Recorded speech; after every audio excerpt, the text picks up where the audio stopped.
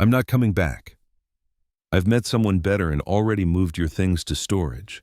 My name is Leonard Kessler, 54 years old, staring at my phone in the kitchen of our Des Moines condo at 11:42 p.m. on a Thursday night.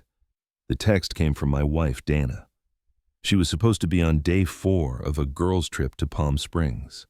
Attached was a screenshot, a bank transfer of $118,000 moved straight from our joint savings into her personal account.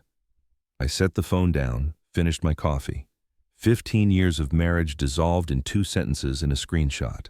The warning signs had been there.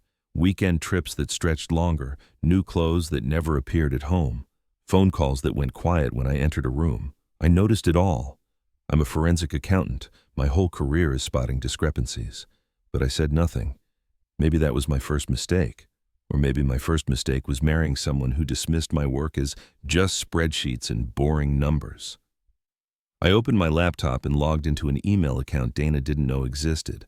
3 security alerts waited, attempts to change passwords on accounts she'd never seen. She was being thorough, ruthless even. I had to respect the precision. I typed 2 words in reply to her text. Good luck. Then I called my brother. Remember that contingency plan we talked about 5 years ago? I asked when he picked up. It's time. Are you sure? He asked. Yes, she made her move. I hung up and glanced at the wedding photo still hanging on our wall. It was the only picture left in the condo with both of us smiling in it.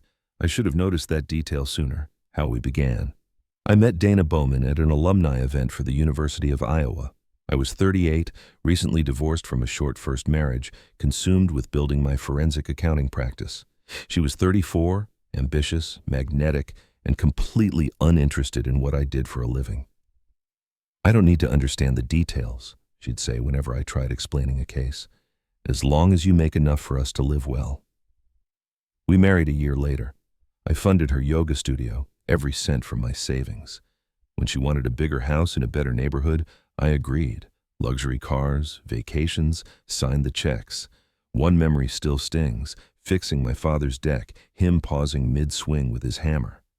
Son, I notice your wife spends a lot of your money. Just make sure she values how you earn it. I brushed him off. But the comment stuck. By year 6, I quietly restructured my assets. Nothing illegal, just defensive. 2 LLCs, separate trusts, crypto, offshore holdings for international clients. Dana knew about the joint accounts, nothing else. Meanwhile, she leaned deeper into her fitness influencer persona. Instagram followers climbed. Trips with her wellness group grew from weekends to full weeks. You wouldn't enjoy it, she'd say. It's all yoga talk and juice cleanses. Last Christmas, she forgot my birthday. When I mentioned it, she panicked, bought me an expensive watch, and excused it with, I've been so busy with the studio expansion. That night, I finalized the contingency paperwork. The picture was clear. I just hadn't wanted to admit it. The morning after Dana's text, I woke early, brewed coffee. Same routine. Habits are hard to break even when your life fractures overnight. On my laptop, I activated the contingency system Jason and I had built. Step 1, freeze every joint account and credit card. Step 2, flag the $118,000 transfer as fraud, using my banking contacts to escalate. Step 3, forward proof of financial misconduct to my attorney with instructions to file for divorce immediately. Then I called my mother. Dana left me, took money, packed my things into storage while pretending she was on vacation. She was quiet. I'm sorry, Leonard. I can't say I'm surprised. What will you do? What I've been preparing for years, protect what's mine. Within the hour, Dana called. I declined. She called again, 10 times. Finally a text. What the hell did you do? The money's gone. My cards don't work. I ignored it. Instead, I drove to the storage unit address she'd mentioned. Using the code, I retrieved 2 boxes, just clothes and my laptop. The rest, photos, books, heirlooms from my dad, were gone. Something hardened inside me then. This wasn't about money anymore. It was about erasure. 15 years tossed like they meant nothing. The other man. At a cafe, I opened my laptop and dug into databases only forensic investigators could access. I searched Trey Harmon, the man Dana had been tagging in Instagram photos for months. What I found confirmed everything. Trey's gym business was bleeding debt, maxed out credit cards, lease payments overdue. Dana had even co-signed a car loan for him 2 months earlier. The someone better she'd left me for was already drowning, and she'd tied herself to his sinking ship. I closed the laptop and checked into a hotel. For the first time in years, my head was clear. I wasn't angry anymore. I was ready. I was focused. Monday morning, I walked into my office as if nothing unusual had happened. My assistant Valerie looked up, startled. "Leonard, I thought you'd be taking time off." "Dana already called here 3 times, did she?" I said flatly. "She sounded upset, said there was a mix-up with your accounts and needed to reach you urgently." I nodded once. "If she calls again, tell her to contact my attorney." By noon, Dana escalated from phone calls to showing up in person. "Your wife is here," the receptionist buzzed. "She's insistent." I sighed, stood, and walked to the lobby. Dana stood there in designer sunglasses pushed up on her head, yoga clothes perfectly matched. She smiled, her practice smile I'd seen for 15 years whenever she wanted something. "Leonard, there's been a huge misunderstanding with the bank," she said loudly, making sure others overheard. "All our accounts are frozen." "Not a misunderstanding," I answered quietly. "You transferred money without authorization. The bank flagged it as fraud." Her smile cracked. "It was our joint account." "I'm your wife. You're my soon-to-be ex-wife who drained our savings while texting me that you'd left for someone else. That's financial misconduct by definition." Her voice dropped to a hiss. "You can't do this." "I've already put deposits down on a new place. I've made commitments to Trey Harmon." "Yes," I cut in. "I know all about those commitments." Her face drained. "You're investigating me?" "No. Just protecting myself from fraud." "I'll fight this," she snapped. "I deserve half of everything." I met her eyes evenly. "Half of what's in those accounts." "Fine. But if you think that's all there is, you'll find out in discovery." I turned and walked back to my office, leaving her speechless. That afternoon, Dana's newly hired attorney sent me an email demanding immediate access to all financial records, threatening to expose irregularities in my accounting practice if I didn't comply. It was a weak bluff, no substance. I forwarded it to my attorney with one line: "Proceed as planned." By evening, Dana had rallied mutual friends to her side. My phone filled with messages accusing me of being vindictive and controlling. Not one of them asked where she'd been for the past week. Not one questioned the money she'd taken. I didn't respond. Instead, I went to the gym. Not Dana's studio or Trey's flashy center, but the small community gym I'd gone to for years. I lifted until my arms shook, then returned to my hotel room. The trap was tightening, but not around me. 3 days later, my attorney called. "We found something interesting," she said. "Dana's been siphoning money from your joint account for over a year. Small transfers at first, then larger ones." "To where?" I asked, though I already knew. "Multiple accounts. Some personal, most funneled into a business LLC registered to Trey Harmon, nearly $80,000 total, all using joint funds. Which means we can add financial infidelity to the divorce filing." I thanked her and hung up. It wasn't surprising, but confirmation still hit hard. Dana hadn't just left me for someone else. She had plotted her escape for over a year, funding her exit and Trey's failing business with my money. That night, I received a text from an unknown number. "You need to back off. Dana deserves better than you. Don't make this uglier than it needs to be." Trey Harmon himself. Interesting. The next morning, I drove to my brother Jason's house. Jason worked in digital security, a perfect complement to my financial expertise. "I need everything you can find on Harmon Fitness LLC," I told him. "Bank records, loans, credit applications, everything." Jason raised an eyebrow. "Legal channels only, right?" "Of course. Just connecting public dots faster than most people can." 3 hours later, we had an answer. Trey's social media projected success, but reality showed collapse. His flashy gym, the new equipment, the expansion, all financed through high-risk loans, and more recently, through Dana's investments. But Jason uncovered something worse. "Look at this," he said, pointing at his screen. Trey had applied for a small business loan 4 months earlier, using the gym equipment as collateral. "That's normal," I said. "Yeah, but look who co-signed." I leaned forward. Dana's signature, a $175,000 equipment loan, signed before she even left me. Jason's voice was quiet. "They used your marital status to secure better terms, which makes you jointly responsible, whether you knew about it or not." I stared at the screen. She'd put my assets on the line for his loan without my knowledge. "Exactly," Jason said. "And there's more. 3 credit cards, a car lease, and the new commercial space rental, all co-signed by Dana. Every single one tied back to your marital assets." I stood and walked to the window. Outside, children played in the yard next door, oblivious to the brutal complexities of the adult world. "She has no idea what she's done," I said finally. "And neither does he." Asset protection. The next morning, I met with my attorney and laid out everything Jason had uncovered. "I want to move quickly," I told her, "before they realize what's happening." She studied the documents carefully and nodded. "We'll file for emergency asset protection today. The loan fraud alone is enough to freeze everything until the divorce is settled." That afternoon, I drove to Harmon Fitness. The gym was sleek and modern, motivational quotes splashed across the walls, Trey's face plastered on every surface like a brand logo. Inside, 20-somethings in expensive workout gear snapped selfies between half-hearted sets. Trey spotted me immediately. He was taller in person, with the artificial tan and capped teeth of someone who'd built an empire on appearances. He walked over, hand extended, smile perfectly staged.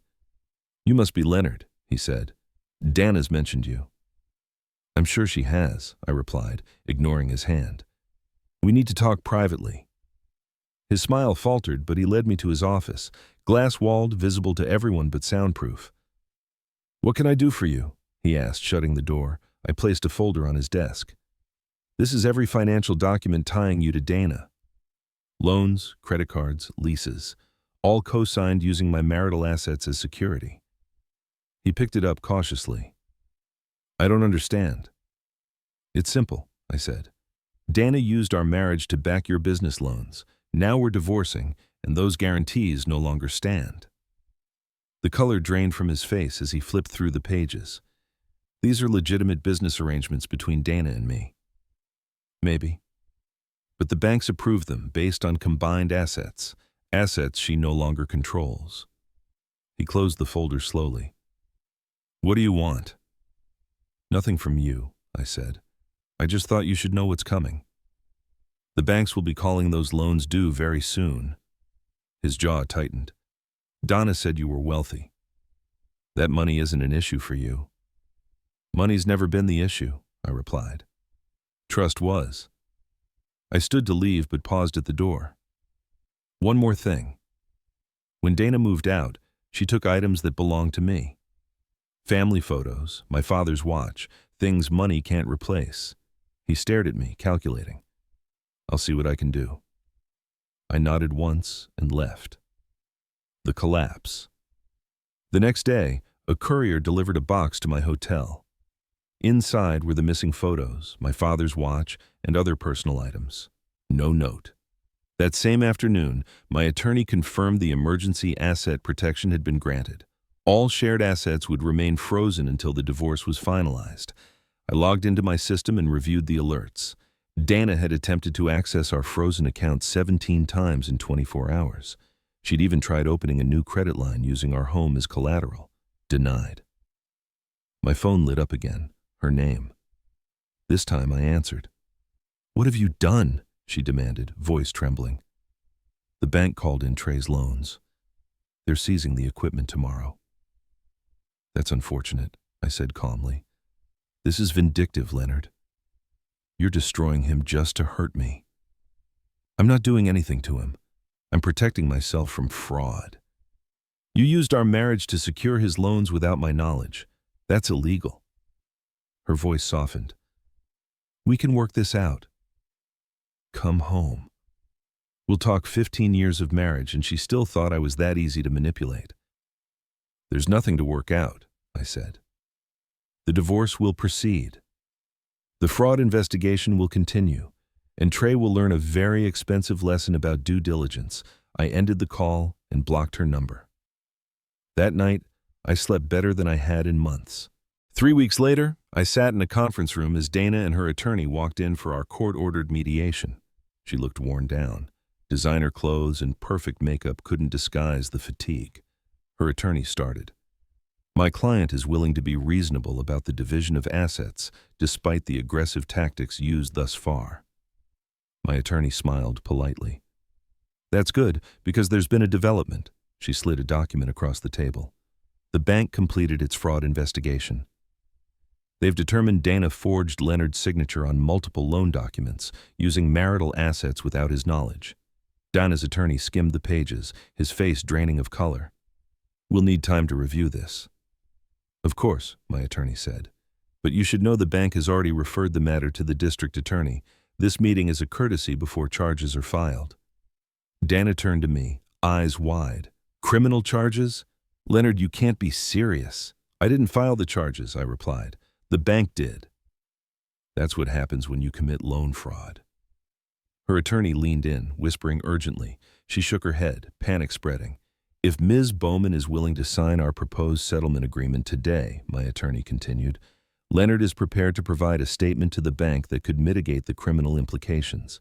He won't press charges for theft of property or unauthorized transfers. I watched as Dana's carefully constructed world collapsed. She had expected anger, jealousy, maybe even begging. She hadn't expected consequences. The settlement is generous, I said quietly. You keep your yoga studio. You keep your car and personal belongings. You get no alimony. And you assume full responsibility for the debts you created. And Trey, she whispered. Mr. Harmon's financial issues are his problem, my attorney said evenly. Without your husband's assets backing those loans, the bank is already repossessing. Dana signed without further argument. As we left, she grabbed my arm. I never thought you'd fight back. You always just went along with everything. That was my choice, I said. Just like this was yours. I walked away without looking back. A month later, I moved into a small craftsman house near downtown Des Moines. Nothing fancy, just solid bones and room for projects. The kind of place that would keep my hands busy and my evenings quiet. Through mutual friends, I heard Dana had moved to Colorado, reinventing herself with mountain backdrops and Instagram quotes about new beginnings. Trey's gym was sold off to a national chain, and he'd resurfaced in Miami, still chasing an image. Neither of them mentioned what really happened. People rarely advertise their failures. One Saturday, Jason stopped by to help me install new kitchen cabinets. Heard anything from Dana? He asked. No, I said, and I don't expect to. You know, you could have taken her for everything. The fraud alone would have destroyed her. I shrugged. What's the point? She's not my problem anymore. We worked in easy silence, the rhythm of measuring, cutting, mounting, strangely therapeutic. I'm thinking of taking some time off, I said at last. Maybe head up to Minnesota. Do some fishing at the cabin. Dad would have liked that, Jason replied. You haven't been back since he passed. That night, after he left, I sat on the back porch with a glass of bourbon. The neighborhood was quiet, only the occasional bark or laughter drifting through the air. So different from the polished community Dana had insisted on. More real. I thought about the last 15 years, how I'd let someone else define my worth, how I'd noticed the signs but ignored them, and how, when the moment came, I was prepared because deep down I'd always known this day would come. I didn't feel victorious. I didn't feel vindicated. I just felt free. The next morning, I called my office and told them I'd be taking 2 weeks off. Then I packed my truck, locked the house, and headed north. No itinerary, no expectations, just the open road. And for the first time in years,